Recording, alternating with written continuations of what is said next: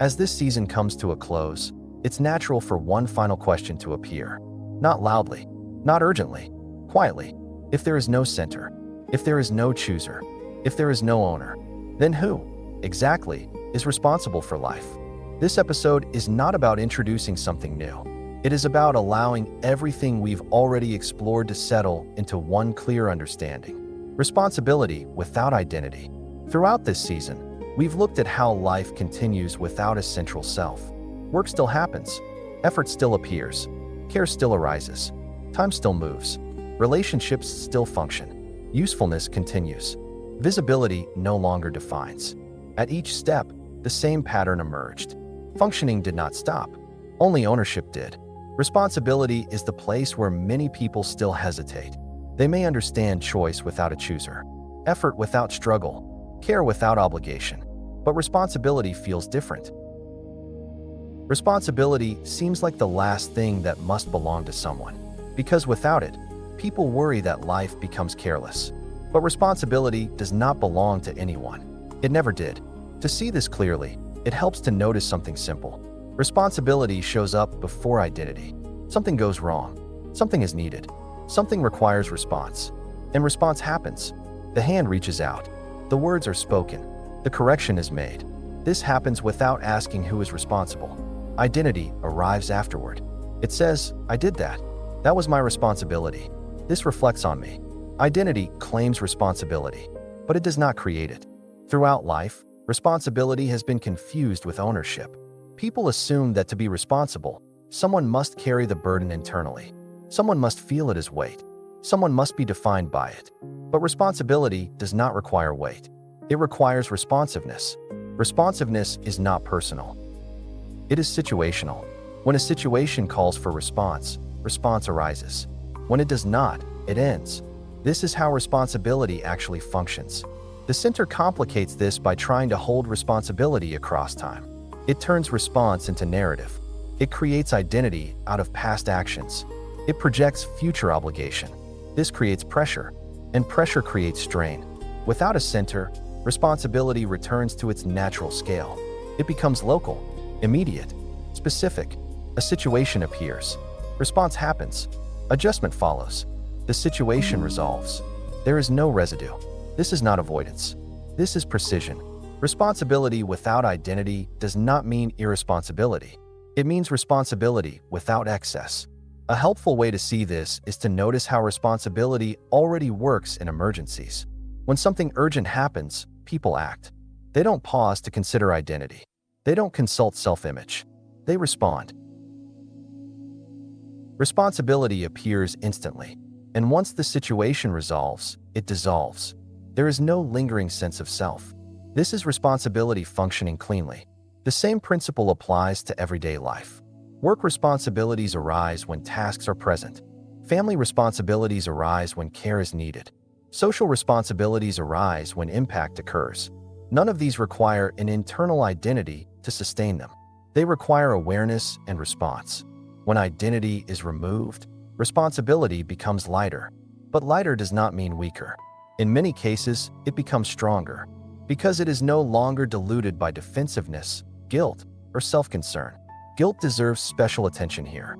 Many people believe guilt is necessary for responsibility. They assume that if guilt disappears, care will disappear with it. But guilt is not responsibility. Guilt is self-reference. It turns attention inward. Responsibility turns attention outward. Without identity, guilt fades. But correction remains. Learning remains. Adjustment remains. This makes responsibility more effective, because energy is no longer spent punishing a self. It is spent responding to reality. Another misunderstanding appears around accountability.